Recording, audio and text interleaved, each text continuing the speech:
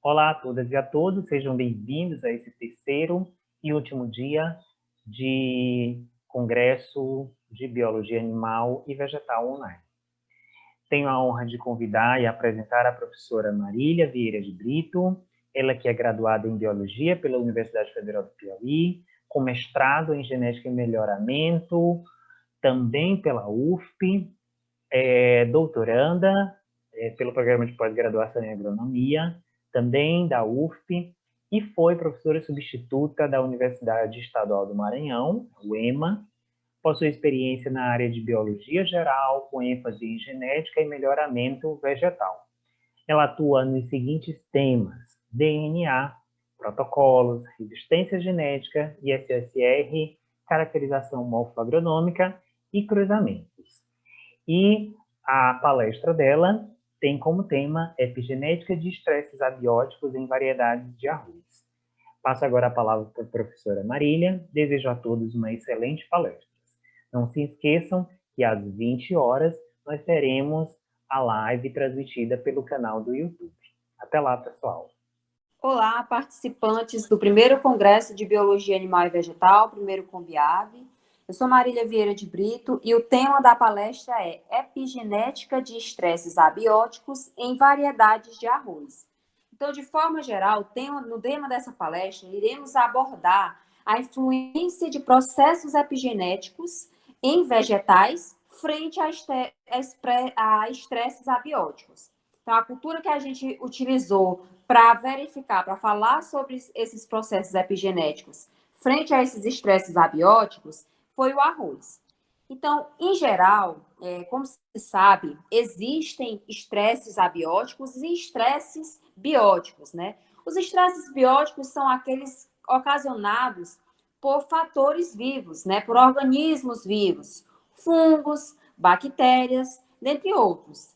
Já os estresses abióticos são aqueles tipos de estresses que são ocasionados por fatores não vivos, né? Como é o caso de mudanças climáticas, desastres ambientais, dentre outros. Qualquer um desses efeitos, em geral, afeta negativamente a produtividade agrícola. Então, baseado nessa queda da produção, é que existem, né, várias pesquisas que justamente mitigar esses fatores que interferem nessa produtividade agrícola. Então, para descobrir, né, para verificar, para realizar estudos a fim de mitigar, a fim de diminuir esses fatores que provocam essa queda na produtividade, é essencial que se tenha conhecimento, né? É essencial cada vez mais a busca de conhecimento. Nesse sentido, a regulação transcricional é um dos ramos que tem trago vários fatores, vários estudos que promovem justamente a mitigação desses fatores, certo? Então, dentro da regulação transcricional, uma área que tem chamado muita atenção é a epigenética. Mas o que é que vem a ser epigenética? A epigenética, literalmente, né, ela significa topo. O prefixo epi significa posição superior em grego. Então, literalmente, a epigenética significa posição no topo da genética, né? Uma posição superior. Então, o primeiro cientista a elaborar estudos, a formular hipóteses sobre a epigenética foi o britânico Conrad Warrington. Então, esse britânico, nessa época desses estudos, não se sabia bem sobre epigenética. Não se sabia, de fato, o que é que viria a ser esses fatores. Tinha apenas uma noção.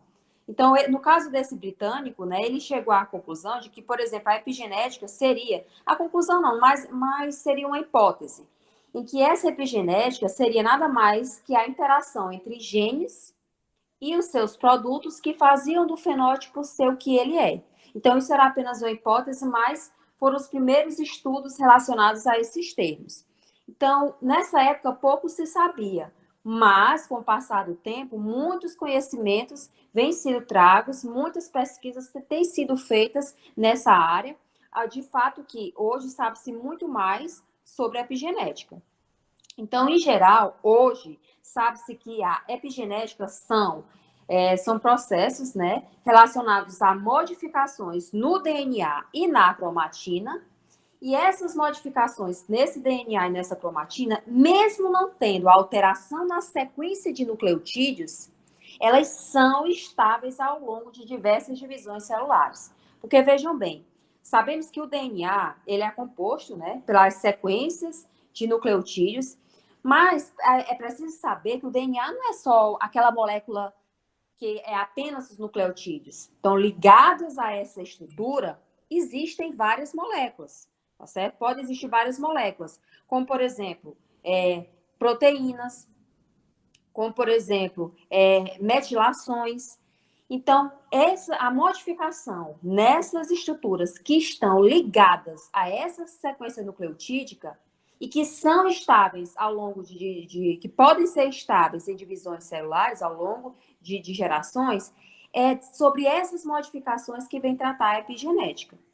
Então, esses conhecimentos de epigenética, com o passar do tempo, eles têm trago vários conhecimentos a respeito de fatores, como, por exemplo, processos bióticos e abióticos que interferem em vários processos das plantas.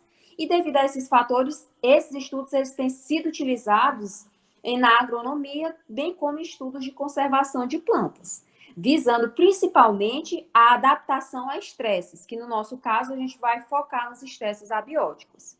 Com relação ao estudo de epigenética, nos estresses abióticos, duas culturas que vêm sendo bastante utilizadas, né, que se tem mais estudos, é o arroz e a Arabidopsis thaliana, porque tem um genoma pequeno e porque já tem várias pesquisas a respeito que relacionam a epigenética. Então, aqui, nesse caso, a gente vai focar na cultura do arroz. Em geral, o arroz ele faz parte da classe Liliopsida, monocotiledônea, ordem Poaris, família Poaceae e gênero Oryza. São cerca de 24 espécies dentro desse gênero Oryza. Aqui a gente vai focar na Oryza sativa. Então, em geral, a produtividade de arroz no Brasil é cerca de 10,8 milhões de toneladas. Então, essa produtividade ela pode ser afetada por vários fatores, como os estresses abióticos. Então, nesse sentido, pessoal, existem no germoplasma, né, vários materiais, né, que têm uma variedade de resistência. Como assim? Então, aqui, né, até mesmo no Brasil, em outros campos de estudo que está relacionado ao arroz, se observa que tem uma grande quantidade de genótipos que tem uma variação com relação à resistência a esses estresses abióticos. Ou seja, eu tenho genótipos que são tolerantes, eu tenho genótipos que são altamente suscetíveis, eu tenho genótipos altamente resistentes. Então, decorrência dessa variedade de genótipos, né, dessa variedade de materiais no germoplasma, se diz, né, que provavelmente essa variedade fenotípica dessas variedades de arroz está relacionada tanto a fatores genéticos e fatores epigenéticos. Então, em geral, se tem ainda muito a dúvida em distinguir esses dois tipos de fatores, né? Genéticos e epigenéticos. Mas o que é que difere? O que é que eu posso utilizar para estar diferenciando esses dois fatores?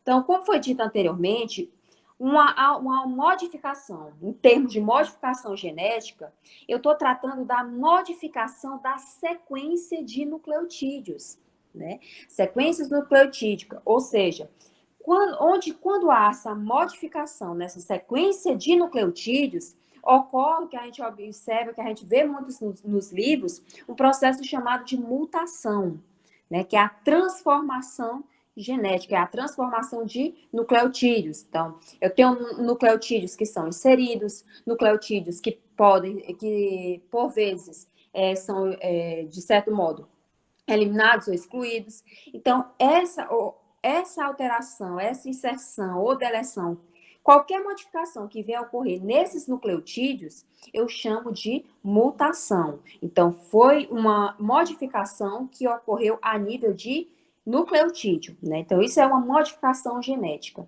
E o que é que vem a ser a modificação epigenética? A modificação epigenética não está relacionada na alteração dessa sequência de nucleotídeo, né? A sequência de nucleotídeo ela continua intacta. O que vai alterar são aquelas moléculas que, porventura, podem estar ligadas aos nucleotídeos, como, por exemplo, grupos metilos, como, por exemplo, modificação de proteínas, como as histonas, ligação de pequenos RNAs. Isso aqui são exemplos de algumas moléculas que estão ligadas no nucleotídeo e que a modificação nessas moléculas é o que eu chamo de modificação epigenética. E já se foi mostrado a partir de várias pesquisas que mesmo não sendo ligadas aos nucleotídeos propriamente ditos, e sim nas moléculas relacionadas a esses nucleotídeos, mesmo assim ela pode trazer vários processos relacionados aos mais diferentes fatores, nas mais diferentes áreas. Aqui, especificamente, a gente vai tratar, né, do que essas moléculas, do que a modificação dessas moléculas ligadas a esses nucleotídeos podem interferir na resistência, na resposta da planta a estresses abióticos, ok? Então, na imagem anterior, a gente viu 3 exemplos de modificações de moléculas que têm sido associadas à epigenética. Só são aquelas 3? Não, são várias. Mas as principais são os pequenos RNAs, a metilação e a alteração de histonas, a modificação de histonas. Então, esses 3 fatores, a alteração desses 3 fatores podem desencadear várias respostas nas plantas. Então, com relação à metilação, por exemplo, ela está relacionada justamente à transferência de um grupo metil para o carbono 5-citosina. Por isso que o nome chama-se metilação. Né? Então, em geral, aqui, esse processo é desencadeado, né, essa transferência está relacionada com as DNA metilases. Olha o nome. DNA metilase. O próprio nome já sugere qual seria a função dessa enzima, que é justamente transferir um grupo metil para uma citosina. Então, o que antes era citosina, agora vai ficar 5-metilcitosina. Por que 5? Porque essa adição desse grupo metil, que é esses grupos CH3, é justamente no carbono 5. Na citosina, eu tenho 5 carbonos, né? Nessas ligações, 5 carbonos. Então, a inserção de um grupo metil no carbono 5 faz ela receber essa nomenclatura, 5-metilcitosina. Mas quais vão ser os contextos em que vai ocorrer a ligação desse grupo metil? Então, em geral, pessoal, essa ligação vai ocorrer de forma mais precisa em 3 contextos. Que contextos são esses? A metilação vai se dar em uma citosina que geralmente está ligada à guanina ou CHG, onde esse H pode ser adenina, citosina ou timina. Ou seja, ela se dá a ligação desse grupo metil se dá em uma citosina ligada a qualquer uma dessas 3 bases nitrogenadas e a base guanina. E ainda pode ocorrer nesse contexto CHA, ou seja, o grupo metil ainda pode se ligar a uma citosina em que está próximo a ela ligadas ou a uma adenina, ou uma citosina, ou uma timina. Ok? Então, esses são os contextos em que pode ocorrer essa ligação da citosina. Então, em geral, essa metilação do DNA, o que essa metilação do DNA ela pode estar afetando? Né? Porque, geralmente, a gente escuta muito, por exemplo, a alteração na sequência de nucleotídeo, a alteração no DNA pode desencadear vários processos. Mas em processos epigenéticos como a metilação, que isso pode estar interferindo? Por que isso interfere no desenvolvimento da planta? Porque ela pode afetar, pessoal, diretamente a questão da expressão gênica. Como é que ela afeta? Inibindo a transcrição e movimento dos transposons, ou seja, uma vez que ela inibe a transcrição, esse processo impede, por exemplo, ao final, que ocorra a tradução em um produto. Porque a gente sabe, lá no dogma central da biologia, a gente tem o quê? Replicação, onde o DNA é replicado. Depois, esse DNA, ele passa a mensagem para o RNA mensageiro, e que é o processo de transcrição. E essa mensagem é traduzida em uma proteína, na tradução. Se eu estou inibindo a transcrição, não vai ocorrer o processo final, que é o meu produto, né, que pode ser uma proteína. Então, isso pode afetar, desse modo, diretamente a expressão gênica. Além disso, a transcrição de genes vizinhos. Então, a alteração dessa transcrição em genes vizinhos pode estar influenciando diretamente também na perda ou na expressão de algum gene. Então, todos esses processos de inibição de transcrição ou o processo contrário de transcrição de genes, esses fatores podem estar influenciando no desenvolvimento das plantas, bem como na resposta ao estresse, que no nosso caso está mais centrado ao estresse abiótico. Então, falamos um pouco sobre a metilação, né, que é uma modificação epigenética que é bastante estudada. O outro está relacionado à modificação das histonas. Como se sabe, as histonas são proteínas relacionadas com a condensação do DNA. Então, a partir dessas histonas, elas são essenciais para que o DNA ele se condense e chegue àquele estágio, por exemplo, do cromossomo metafásico. É essencial para o processo de divisão celular. Então, nessas histonas, pessoal, eu tenho uma estrutura que eu chamo de cauda N-terminal flexível, que é essa que eu estou apontando com o laser. Então, que modificações são essas que podem ocorrer nessas caudas N-terminais? São as acetilações, metilações, fosforilação e ubiquitinação. Então, todos esses processos que alteram, que se ligam ou não nessas caudas N-terminais, isso tudo é processo epigenético, ok? E isso pode estar interferindo em vários fatores que vão influenciar nos produtos da expressão celular, ok? Então, o processo, por exemplo, só o processo de acetilação, que é o mais estudado de todos esses, no caso das histonas, por exemplo, existem enzimas que acetilam histonas. Então, esse processo de acetilação da histona já se tem provado que aumenta os níveis transcricionais. Por quê? Porque a acetilação das histonas, ela faz com que essa positividade das histonas, ela seja perdida. Não que seja perdida, mas de certo modo diminuída. A gente sabe que o DNA, ele se liga fortemente à histona, porque o DNA ele tem uma carga negativa, a histona uma carga positiva. Então, esse choque de cargas é que faz essa ligação bem consistente. Se eu tenho uma enzima que acetila a histona, que faz com que ela perca, de certo modo, essa positividade, ou seja, que ela fique com um grau de menos positividade, de certo modo, fragiliza essa ligação entre DNA e histona, tá certo? Então, esse processo de deixar, digamos assim, o DNA mais frouxo, em outras palavras, aumenta os níveis transcricionais. Por quê? Porque uma vez esse DNA não estando bem fortemente ligado a essas histonas, vai fazer com que ele se ligue, né, com que outros fatores de transcrição venham se ligar a ele, tá certo?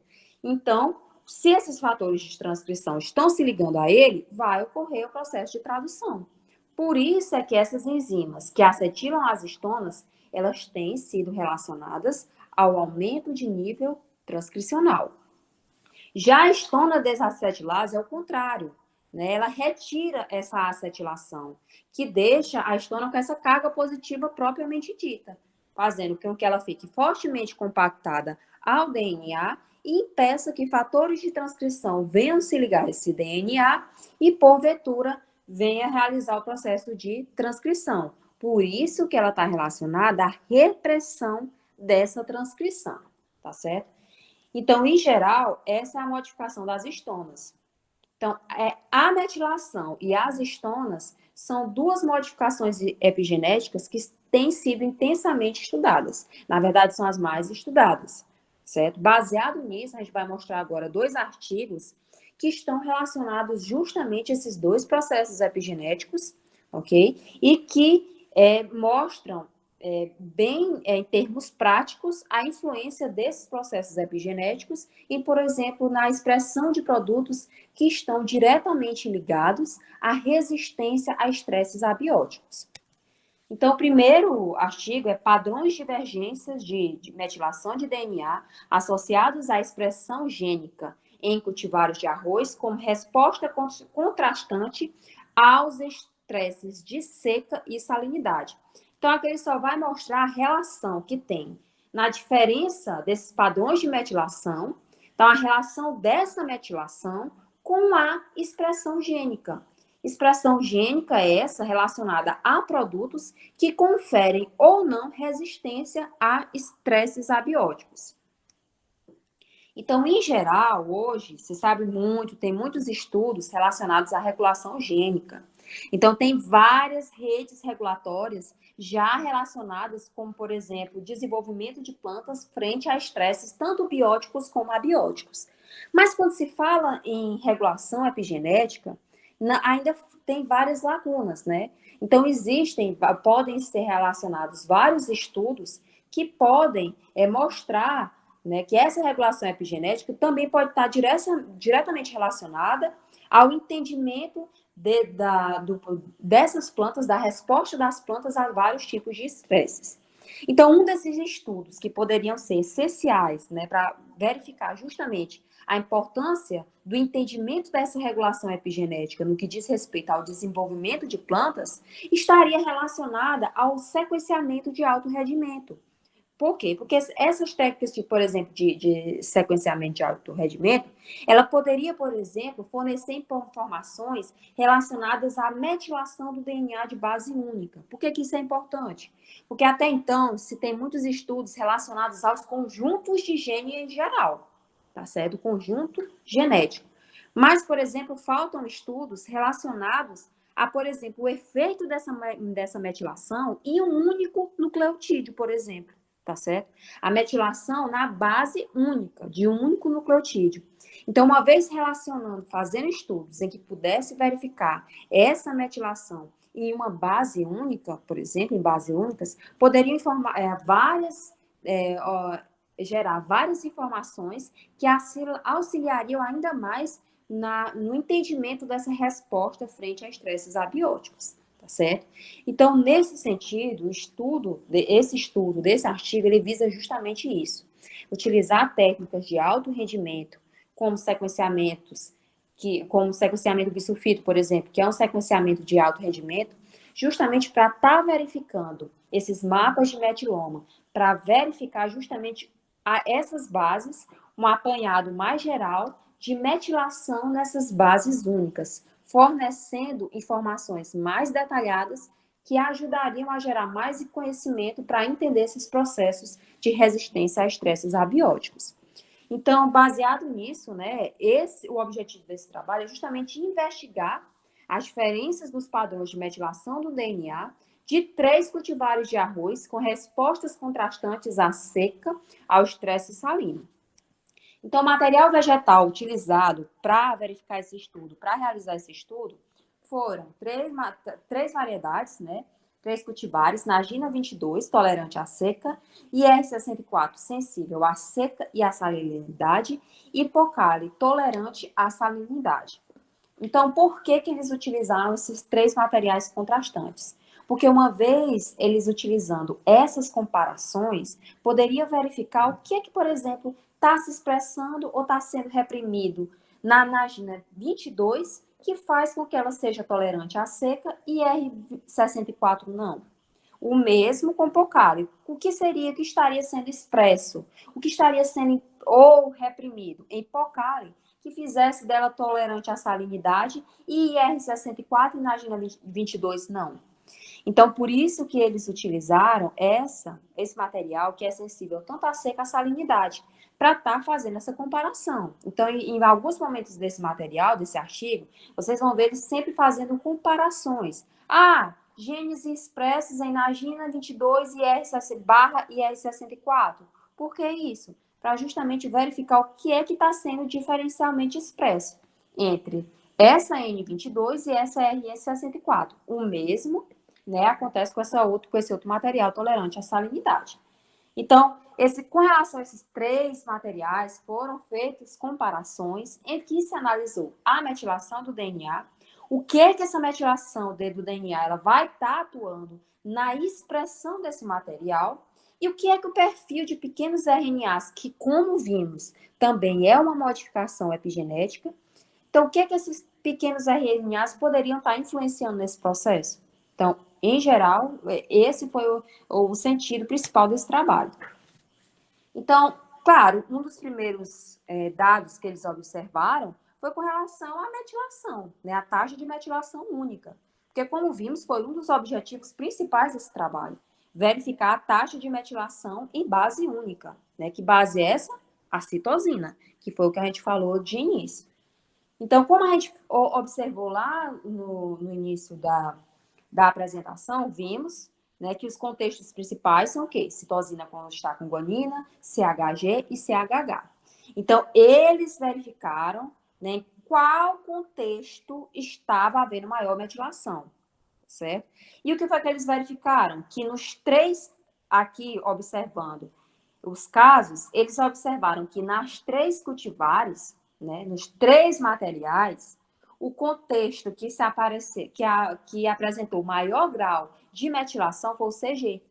Ou seja, as guaninas que foram mais metiladas foram aquelas que estão ligadas à guanina, tá certo? E o contexto de menor metilação foi CHH, como podemos observar aqui, ó. Nesse primeiro caso, CG está bem maior do que quando eu comparo esses outros 2 contextos, tá certo? Seguido por CHG, tá certo? E por último, CHH, ou seja, o CHH foi o que observou-se menor níveis de metilação. Então, essa observação com relação a esses contextos, ele já tem sido observado em outros estudos, né? Estudos com Arabidopsis, né? Estudos com soja, também tem verificado com relação a esses contextos. Um outro traço interessante que vocês podem observar aqui é que nos 3 casos, N22 apresentou os maiores valores de metilação. Só lembrando que N22 era aquela relacionada à tolerância à seca, né? Então, nos 3 casos, observou-se esse fator. Então, um outro fator que eles observaram foi com relação aos genes diferencialmente expressos. Por quê? Porque eles viram que realmente houve um padrão distinto de metilação. Então, teve um padrão distinto de metilação em N22, teve um padrão distinto de metilação em IR64 e um padrão de metilação na outra variedade que é a apocalipse. Então, será que essa modificação nesse padrão de metilação estaria interferindo de alguma forma nos genes, tá certo? Em genes diferencialmente expressos? Porque a gente viu, claro, no início, que uma das razões das modificações epigenéticas é porque elas justamente alteram na expressão de genes. Porque você está alterando na transcrição, consequentemente vai estar alterando na expressão, tá certo? Então, eles verificaram se havia, né, de fato, genes diferencialmente expressos relacionados a processos biológicos, principalmente processos biológicos ligados à resposta a fatores abióticos, ok? E o que eles observaram? Sempre fazendo comparação, claro, né? Então, o que eles observaram de forma geral foi que, com relação a comparando N22 com o IR64, foram um total de 5.172 genes diferencialmente expressos, sendo que desses, a gente tem um total de 2.276 e 1.771, um regulado positivamente e outro regulado negativamente. Então, houve essa expressão diferencial. E no caso da comparação de Pocari e R64, teve um total de 3.222 genes diferencialmente expressos. E ainda temos esse percentual aqui do meio, né, que são o que foram genes diferencialmente expressos, tanto nessa comparação como nessa outra comparação. Então, que foi até agora o que foi ser observado nesse trabalho? Em que há um padrão diferente de metilação, como vimos na imagem anterior, ou seja, se eu observar os 3 materiais de arroz, há um padrão diferencial de metilação. E observamos também que existem genes diferencialmente expressos também quando eu comparo N22 com IR64 e Pocari com IR64. Ou seja, eu tenho tanto padrão de metilação diferente, como eu também tenho gene diferencialmente expresso. Então, o outro passo agora, pessoal, seria relacionar esses 2 fatores. será que esses genes diferencialmente expressos estariam sendo influenciados por essas regiões diferencialmente metiladas? Então, essa foi a outra questão. Então, em geral, esses genes diferencialmente metilados estavam relacionados à resposta a estímulos abióticos, a processos aminometabólicos, nos dois casos, bem como tradução e dobramento de proteínas. Todos esses processos relacionados à resistência a estresse abiótico. Ok, então temos padrões de metilação diferente e temos genes diferencialmente expressos ligados à resposta a estresses abióticos. Então, o que foi que os pesquisadores viram agora? Se existia relação entre esses dois fatores. E o que eles verificaram é que provavelmente realmente existe, porque eles verificaram que essa metilação ela estava associada à expressão diferencial, a essa expressão diferencial. Por quê? Porque eles relacionaram essas regiões diferencialmente metiladas com a abundância de transcritos relacionados a genes diferencialmente metilados. E o que eles observaram foi que 39% dessas GDEs estavam associadas a regiões diferencialmente metiladas, relacionando N22 e IR64, e 30% de GDEs relacionado PK com IR64. Isso ligado às DMRs. Então, de forma geral, pessoal, essas porcentagens aqui, esses resultados que eles obtiveram aqui é só para dizer o seguinte, que, em geral, eu tive uma metilação diferencial e eu tive genes que são diferencialmente expressos nas três cultivares. E que existe uma relação entre esses dois fatores. Ou seja, a metilação diferencial, ela influencia no processo de expressão de genes. Ou seja, fatores epigenéticos com a metilação, nesse caso, interferiram na expressão de genes relacionados a estresses abióticos. Logo, processos epigenéticos estão de certo modo, ligados a essas respostas de estresses abióticos, ok? Então, o outro padrão que eles observaram foi a questão da hipometilação e hipermetilação quando relacionada à expressão diferencial. Ou seja, regiões hipometilação, ou seja, com baixa metilação, e regiões com alta metilação. O que isso tem a ver com a expressão diferencial? Foi isso que eles observaram. E o que eles viram, pessoal, é que, em geral, em regiões hipometiladas, elas têm um maior nível de expressão quando comparado às regiões hipermetiladas. Isso foi observado tanto nessa comparação N22 e R64, quanto na comparação de Pocari e R64. Região hipometilada está relacionada a um maior grau de expressão. Então, de certo modo, genes associados a regiões diferencialmente metiladas, né, no sentido de hipermetilação, de muita metilação, eu tenho uma regulação negativa, e os genes relacionados a DMR com baixa metilação estão relacionados com uma regulação positiva. Ou seja, em região de muita metilação, quanto mais metilação, mais produtos, né? Quanto menos regulação, quanto menos metilação, menos regulação, ok? Os cientistas ainda verificaram a influência dos transposons, né? A influência da metilação dos transposons nesse processo. E o que eles observaram, pessoal, é que, em geral, nesses três casos, genes não diferencialmente expressos, genes diferencialmente expressos e genes diferencialmente expressos associados a DMR. Isso relacionado a quem? Aos transposons. Por quê? Porque eles queriam ver se isso, de algum modo, os transposons estariam relacionados nesse processo de metilação.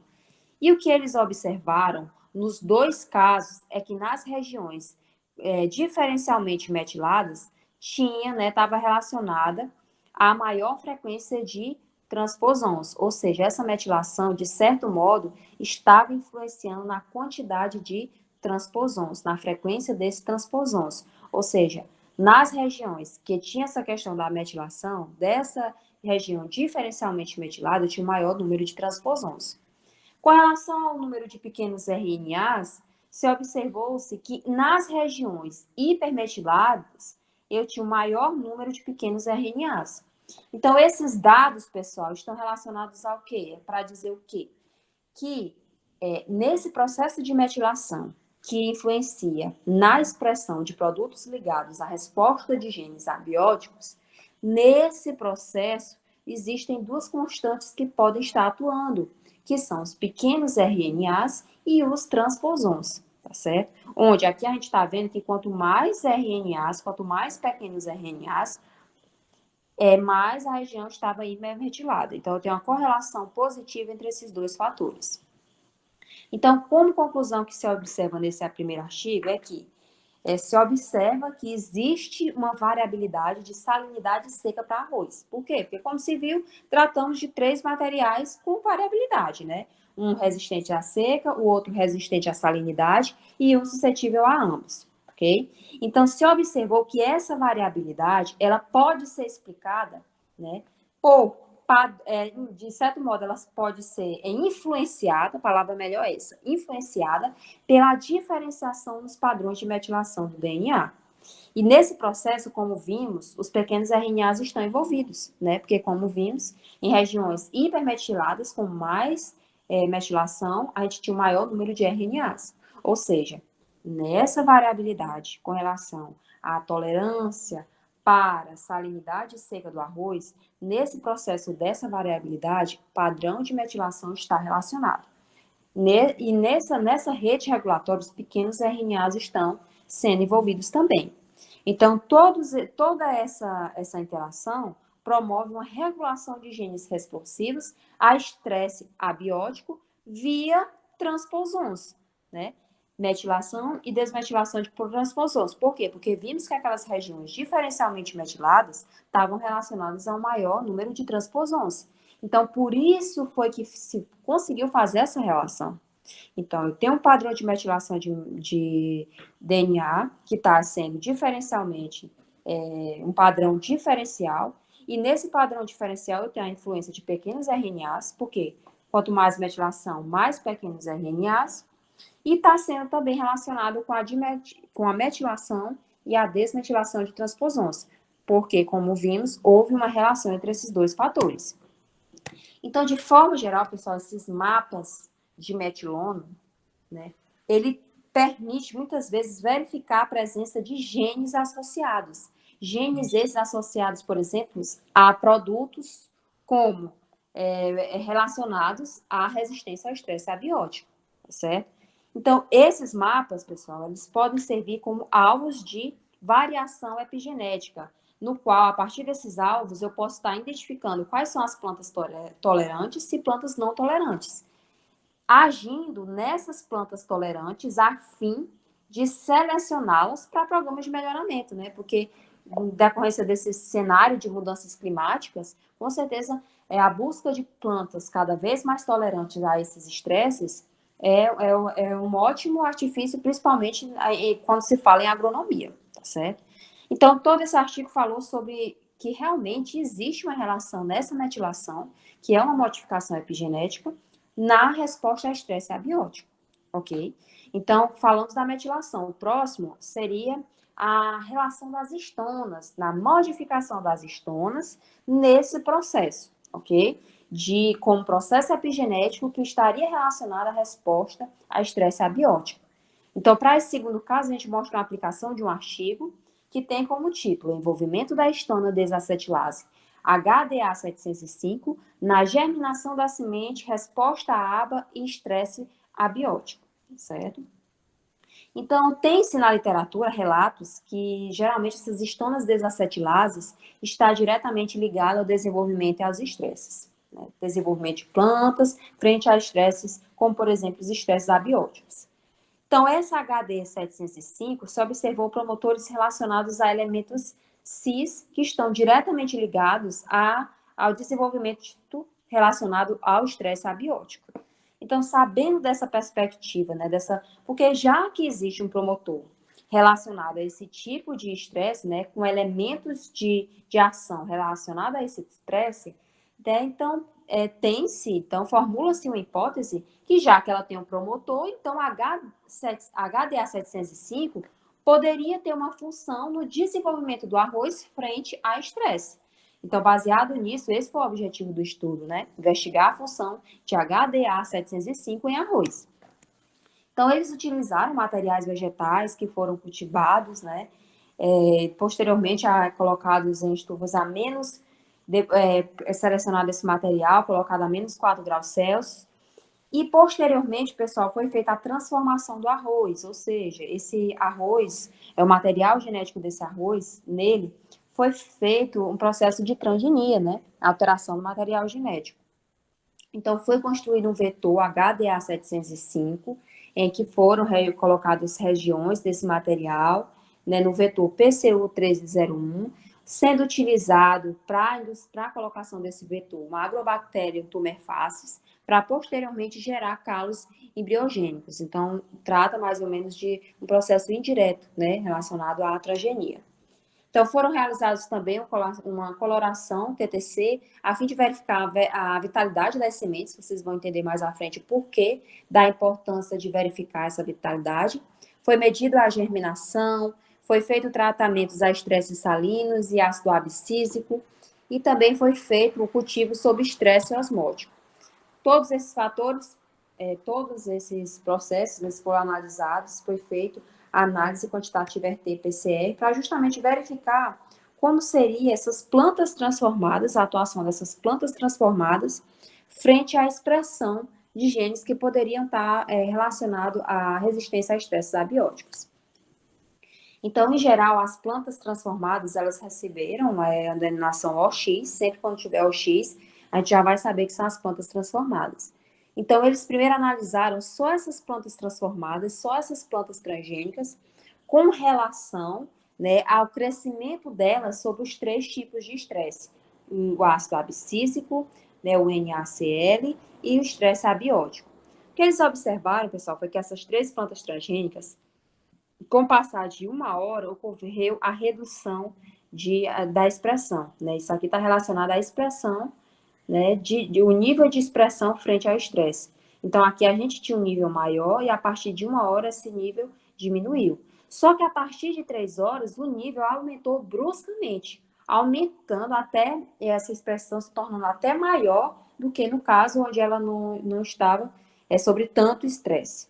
Okay? Então, o que a gente observa? Que com o passar do tempo, né, há um aumento da expressão de genes, né, relacionados a HDA 705, e que isso pode estar relacionado à sua resistência dessas plantas transgênicas ao estresse abiótico.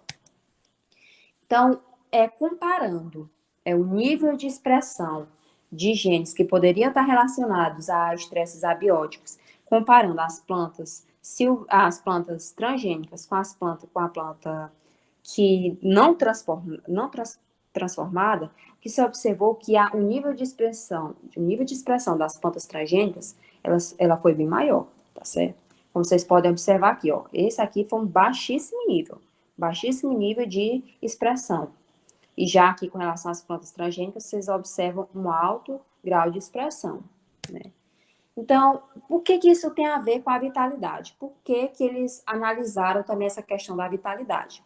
Porque, pessoal, o fato dessas plantas germinarem mais cedo poderia estar influenciando negativamente na resistência a esses estresses, né, nos 3 estresses estudados. Porque, vejam bem, como vocês observam aqui, nessas 3 imagens, a gente observa aqui que nesse primeiro caso aqui, esse ponto vermelho está mais vivo, né? Isso aqui, pessoal, indica, quanto mais vermelho for essa região, com maior vitalidade está essa planta. E quanto maior vitalidade, maior a germinação. E aqui nas plantas transgênicas, a gente pode ver que está meio apagado, então a taxa de vitalidade não é tão alta. Ou seja, nesse caso aqui, essas plantas, elas germinariam bem mais cedo do que no caso dessas. Mas o que é que isso tem a ver com a resistência ao estresse abiótico? Então aqui, pessoal, como vocês podem estar observando aqui, no caso da giberelina, ela foi bem maior no caso das plantas não transformadas, quando você observa em geral, né, de forma geral, porque aqui a gente teve uma certa mudança, mas em geral, a gente observa que a planta não transformada ela tem uma maior expressão de giberelina.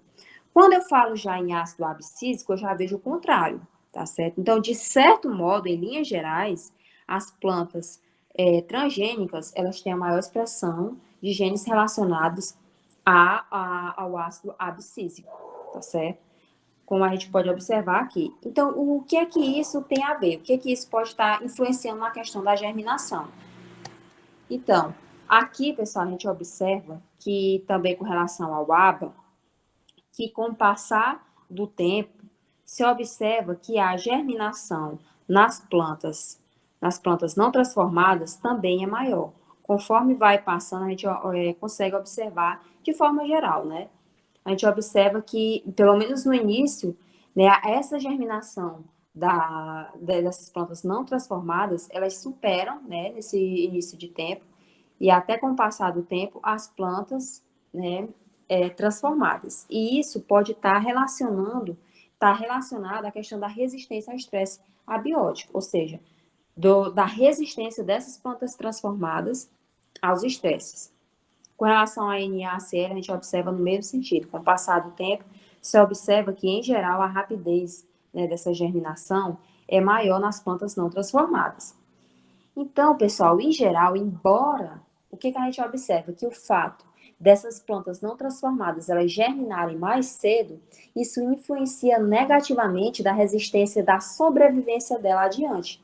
Por quê? Porque que eles observaram que nessas plantas não transformadas, a partir do tempo, teve a taxa de mortalidade bem alta, tá certo? Aqui vocês podem até observar comparando esses três padrões aqui, ó, padrão A, padrão B e padrão C, tá certo? E aqui, nesses três padrões, a gente observa o quê? Que a planta, pelo menos nesse tempo aqui, há 0 dias, estão todas praticamente normais. Mas quando você vai para 4 dias colocadas sobre o estresse osmótico, a gente já observa levemente que dessa planta não transformada, ela, de certo modo, ela perdeu um pouco o vigor. E se você observa já nesse cenário C, com relação ao estresse osmótico, você observa que a planta não transformada, ela está bem menos, com a vitalidade bem baixa. Então, quando comparada a essas plantas transformadas. Isso das que sobreviveram. Porque no estudo dos pesquisadores se viu que a taxa de mortalidade foi altíssima, que pode ser observada aqui nesse gráfico. Então, a taxa de sobrevivência das plantas transformadas foram maior. Ou seja, o fato da diminuição da vitalidade, o fato delas ter, de certo modo, nos primeiros momentos, diminuído essa vitalidade sobre esses estresses, fez com que, ao final, elas sobrevivessem, né, tivessem mais probabilidade de sobreviver do que as outras, quando eu estou falando a nível de estresse osmótico, né? Então, de certo modo, a superexpressão de HDA 705 reprimiu a expressão de GA, como vocês observaram.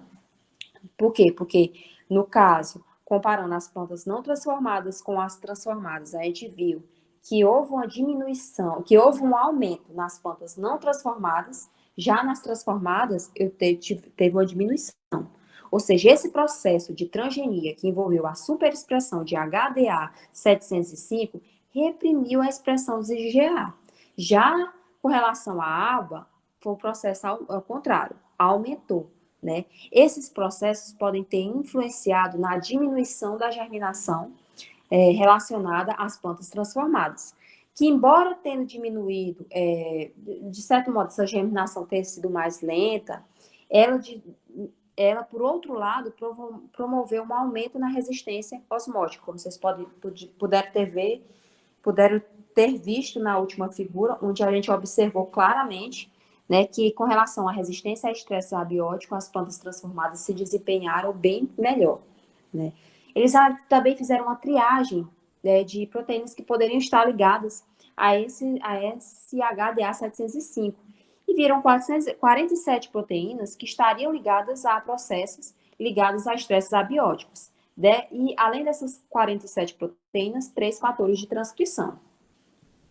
Então, como consideração final desse artigo, você observa que mecanismos como a metilação do DNA e essa desacetilação da histona, de certo modo, como a gente viu, essa metilação do DNA, esse mecanismo de alteração dessa metilação do DNA, que a gente observou no primeiro artigo, e esse processo de desacetilação de histona, que observamos no segundo artigo, ambos os processos são mecanismos epigenéticos que ajudam a compreender a regulação epigenética da adaptação aos estresses, ajudam a identificar marcas que contribuem para a modulação de tolerância a estresses abióticos, que podem, todo esse conhecimento pode auxiliar nos programas de melhoramento genético de plantas, visando a estresses abióticos, resistência a estresses abióticos, sendo de relevância para a agricultura. Então, essas foram algumas das referências utilizadas nesse trabalho. Então, qualquer dúvida, aí está meu e-mail, e muito obrigada.